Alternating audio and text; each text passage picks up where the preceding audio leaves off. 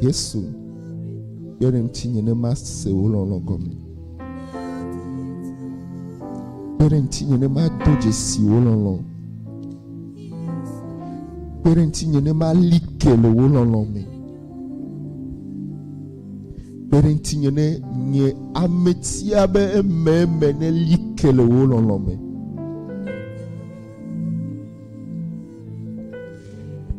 yore ntinye ne ma chile de wololo be de fiame Berentinye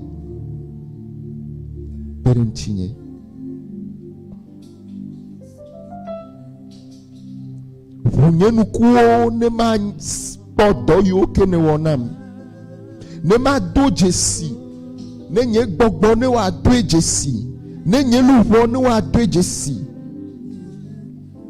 ne ma se wo nya ogome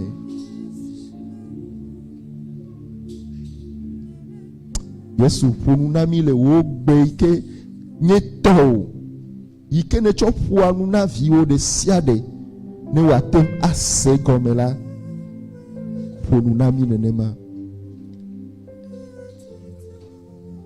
peremianchi Yesu motionu de siade ike futola chochomia dila le Kristo Yesu ben comme là de jole bobo kokwe a fi kenele la fi mae vovo nona le siata kokuti tuto de siade yike menye Kristo Yesu be kokuti ola o be o kakele mi atome le wa me gbono nota we de gbe fa vovo we de gbe fa nyanyue na ameyo ke le couple chala gati benu sente e yo fonde chitre le Yesu Kristo ben come we tuna Lazaro ben Lazaro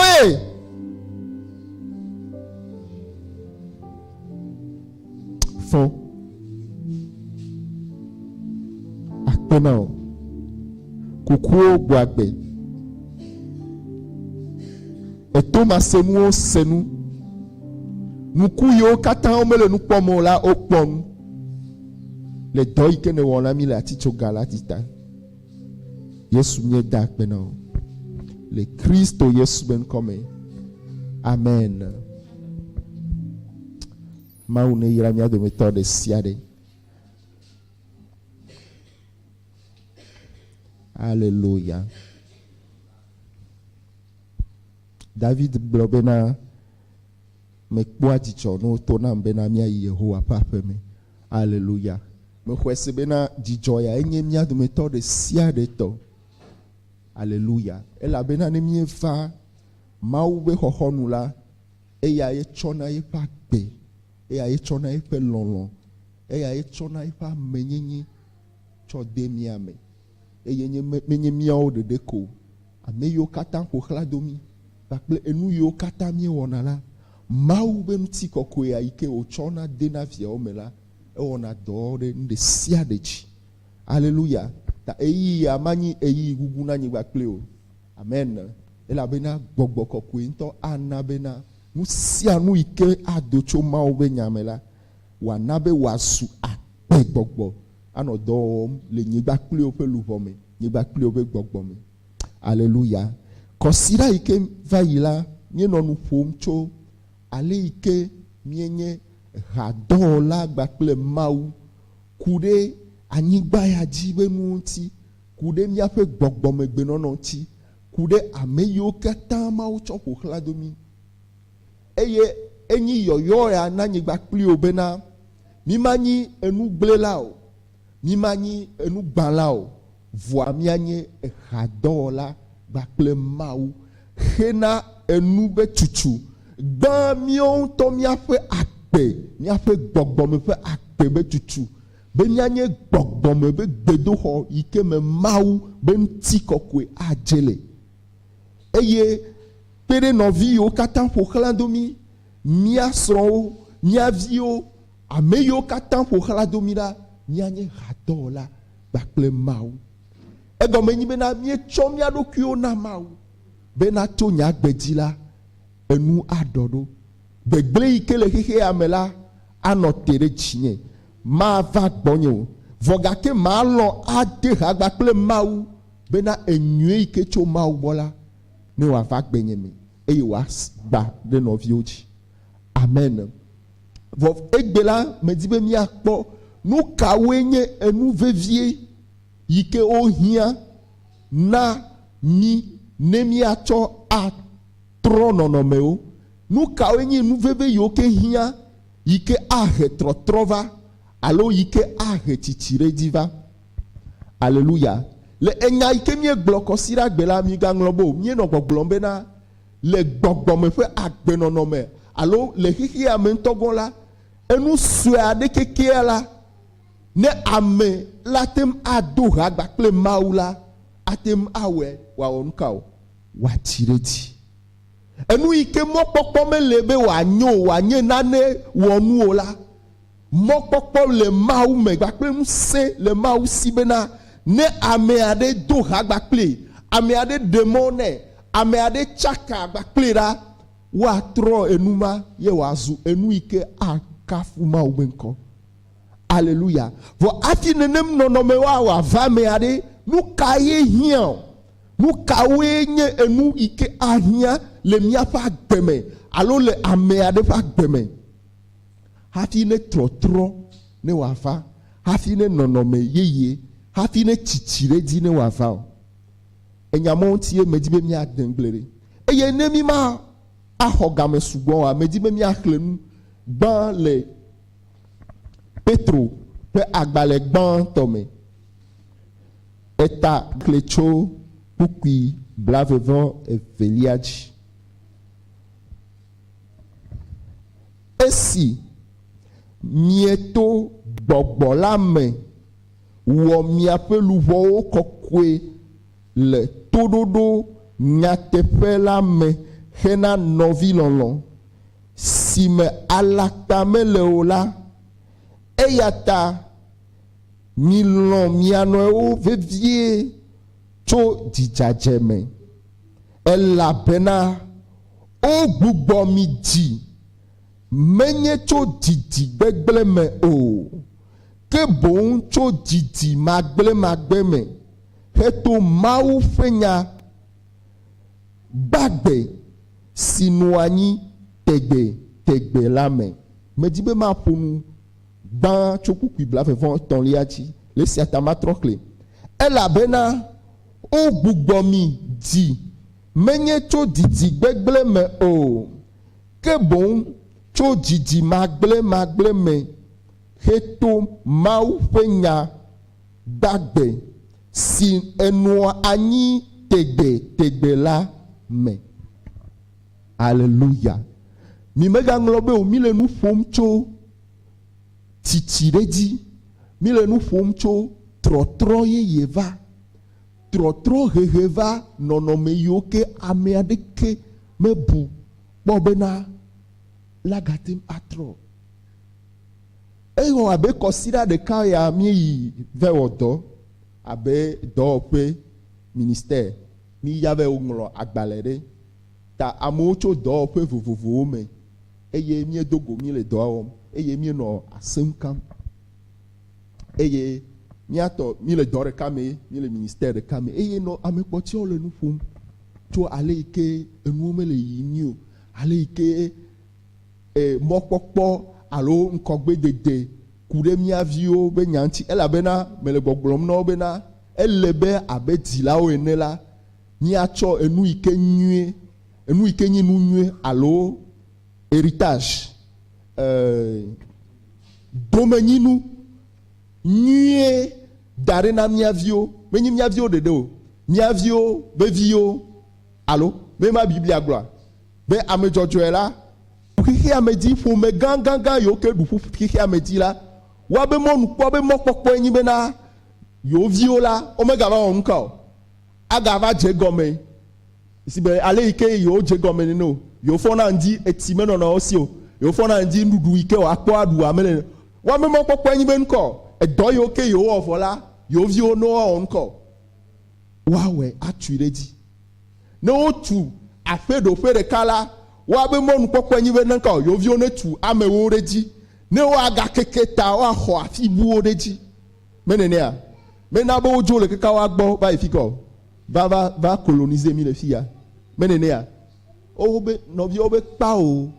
Ben, oh, le bien, maintenant, salaire, il y a le tsunami, nous, kamemi, ya, o, kaka, et bien, va dragaroda, mais le vieux. Ben, y a des quoi. Ben, effet, dette. Et il y a clôturé dans des vies. Mais oh, les qui ont là dans nous font, mais là, il y a toi, mais quand on a des kéréda yo, mais boubou, il y a quand on a des, il y a toi, il y a roulant, et ils sont à m'aider.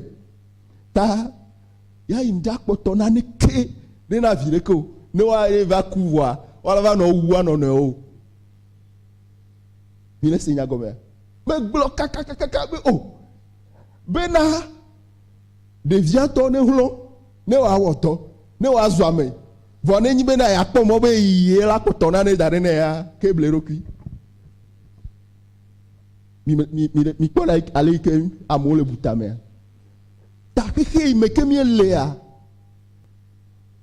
ame pour me dire vele ame yo ke mo pokpokle hosele osi bena manu abe ale ke wo le gbe nu me nyi bena nsere le miasio Mena ga enye ike le gbogblo bena nyame to no bena vinyoa université ike nyame wo ma we menyi bena me ya cho na fafa ao voa ale iko odua ya doa de dota wo omaga do gberare mo ta menyi bena wa nyi kufia tolo voa me di bena fi ke nyame doa wo ne tuireji hallelujah omaga trowa je gomel avant no clibe keka do mahia ne ma o me vo anu o ma do afi ke me do pede fi po de ma me gbe hallelujah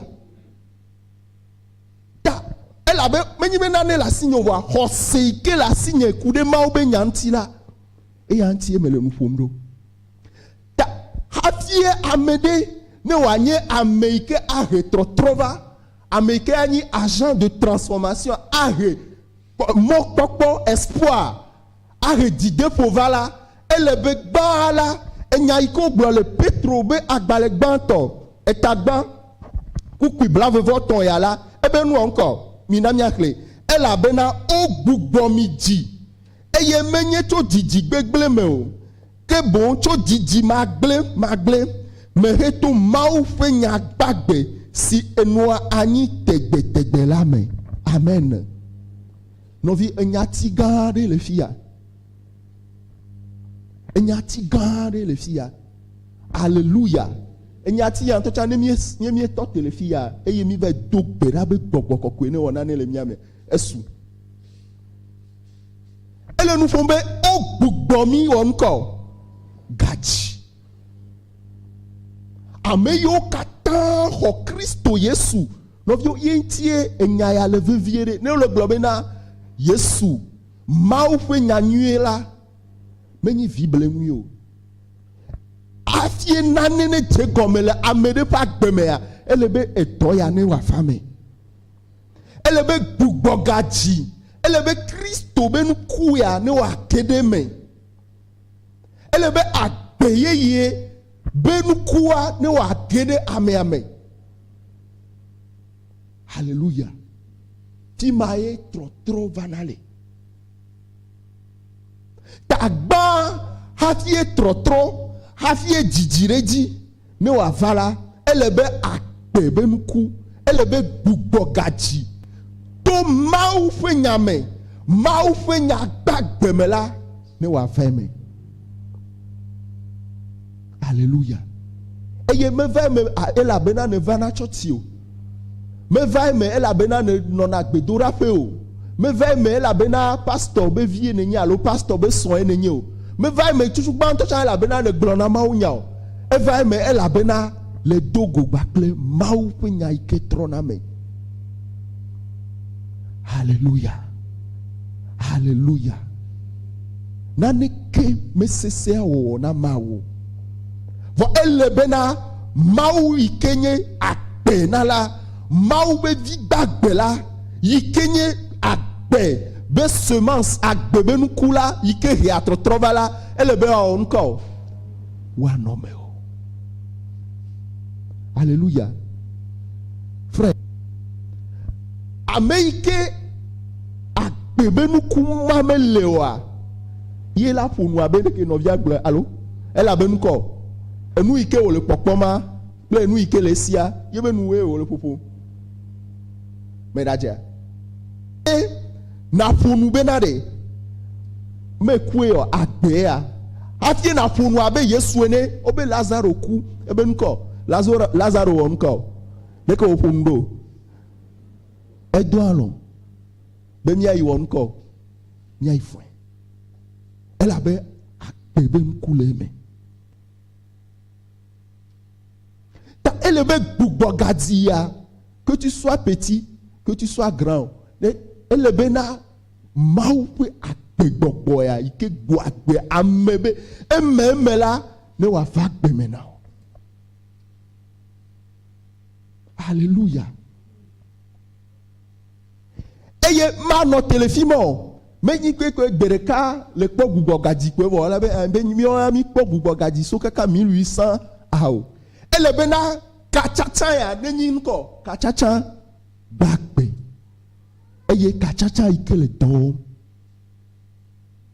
Alléluia. Romato tani puku ibla ton vove nous ko glo le fimo Romains 8 me di be mi akle nane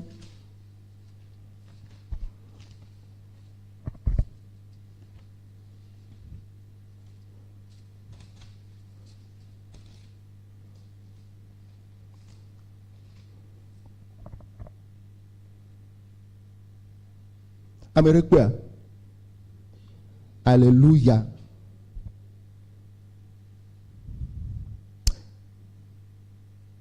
Pourquoi blaton vove? Romato tani pourquoi blaton vove? Ebe amesi me heyen tofe vide megbe o ke o chwe hena demi katamia tabon aleke la wo ma chonu katan akpedentina mi wo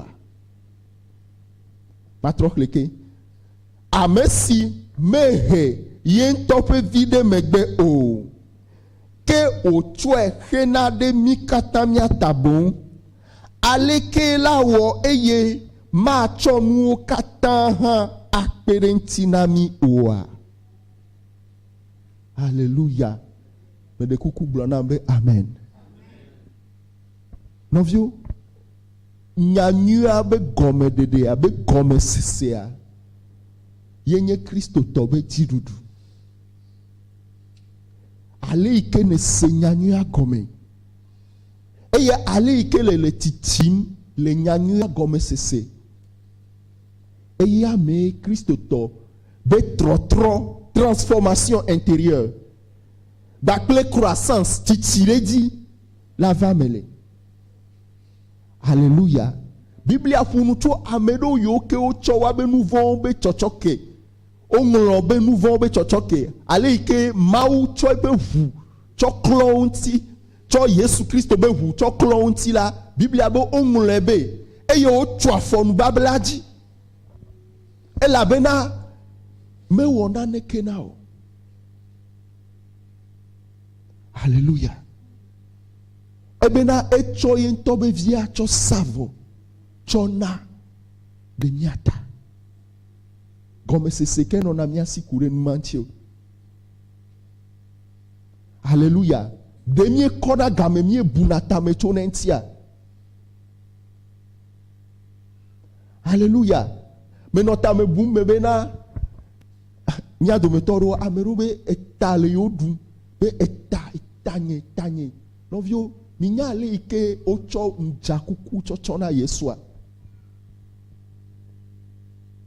minya vevesi ke ose e imeke obo ocho antro cho tro cho moiba haudia obo kai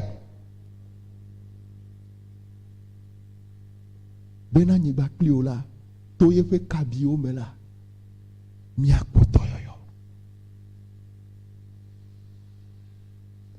ouais o fofido ameyo ke kala ti choganti bena le tala mio mia kpo yayra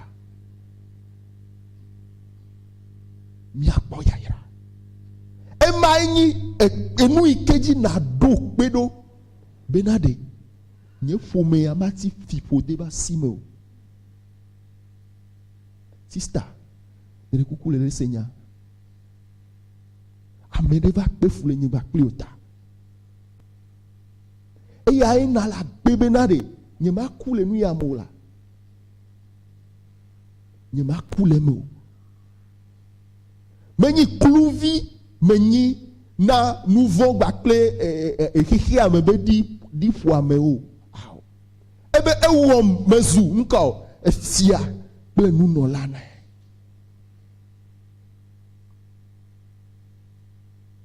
ebe ameyo kata hoela echomo npopo na obe nko wanye ma with you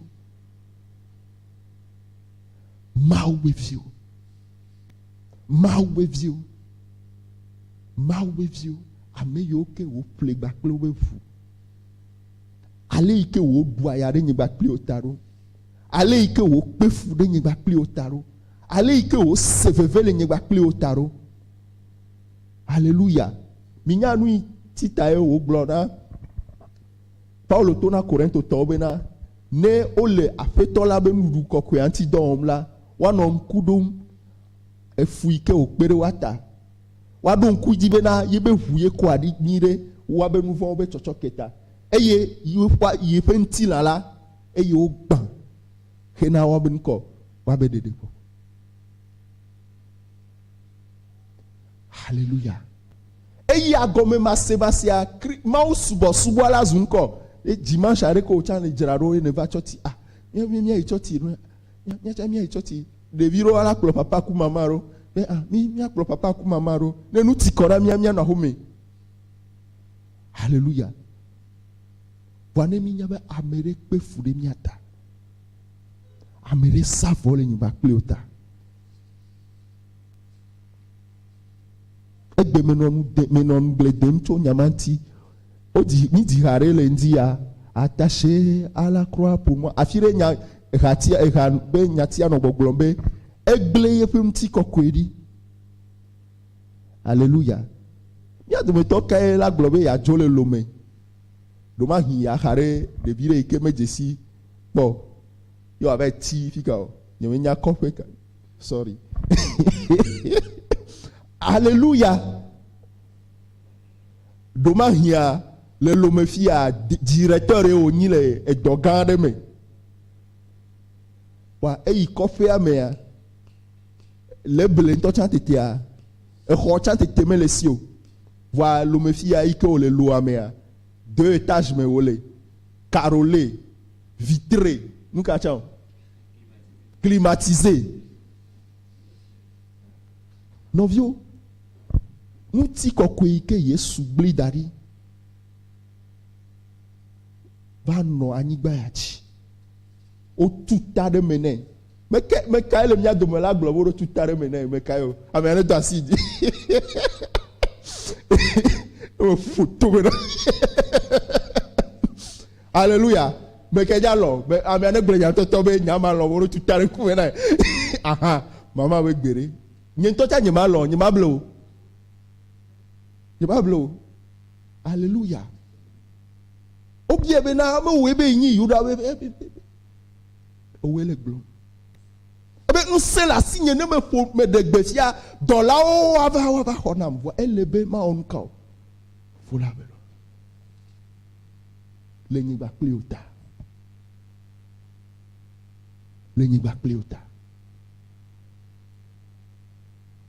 fo to me ne yuda to be fier hallelujah ele mo katamo ele abena ele eben kule nti kokweati eye meji bena ye de ka ya kpo gomelemu eji bena nyegba kliola ya kpo gomele nyanyu ya yenyemia pe didi nu iketi midi la subo mau nu ike di mi me di bena de Yesu be do ike o ya nenyi jojro ela be ogble di bena ame ado la o ho nya avo gake enya me won ka o me devina o ela be nu yo kata ogble o Yesu be nya on mi da si ko nya on la me devina o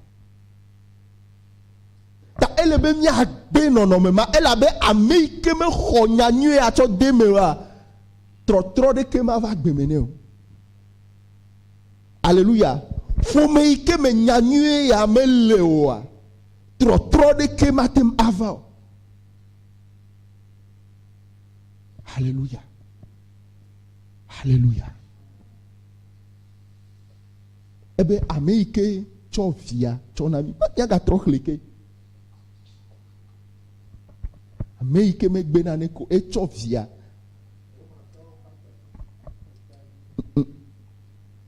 Yeba. Mm.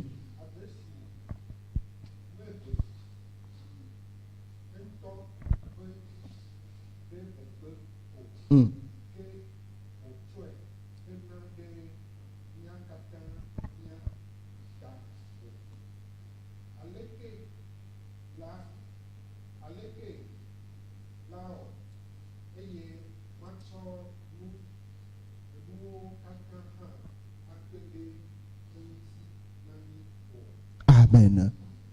Amen. Eya enye miabe kakarechi. Eya enye miabe fondation. Yenyi Yesu. Gomedope. Akpe. Eya edie mie notero. Tano blobe na e don akolele a odi kaka ompe wa be enyawa mi kondi be mi Kristo tobe church be nyao. Alléluia. Yena blono be na ameike chovia. Chona me hede megbe. Me blona nya kokokoko. Ya tu me toke la lobe no so ibi so savoma. Mi po ale ke mau choi pe lolo adarura. Ameike me hefsiade megbo. Ye u chwe chona. Minyabena Yohanes be agbalen. Jean 10 salon. Même il a Jean 3:11. Allô? Eh bien Jean 3:11. Ocho echo via chona be amesia meike ahweda ma onko. Mi glona nyama kwe minya. De mi khona se di tutututua. De mi khona se. Alléluia. Mais donc bera bena cho ni mi yape me la ma ou pe gbogbo ne pere mi anchi. Ma ou pe gbogbo ne komi dare do pe. Hafi trotro ne wa fala ele bena ma ou pe lonlo ike le fiame ya. Ne wa kasi mi anchi. Eye to lonlo ma me la. Eya e mse do na kole. Bena nono me yo katan ko kladomira trotro ne wa fa. La bena o globe nko le romato tania me tutu o globe ena nu o kata ona nko o ona to hena me ko ameyoke tous ceux qui l'aiment il fait concourir toutes choses pour le bien ena na nu o kata tem ona nko o reanu vana ameyoke loin benya me dit be ma don semia de méthode de siade bena mia fe kachancha bakle Kristo ma o fe vi la bagbela mia tro anyue mia fe lolo na Yesu la mia to anyue ne vu mia benko eye ne wa retro trova mia pa gbeme ne wa vu agboye ye onami enu yo emo nu yo katantu ti yo katan ozu sedo pe mitila Yesu Christo be lon lobe de defien ya la ne voit comment le Yesu Christo ben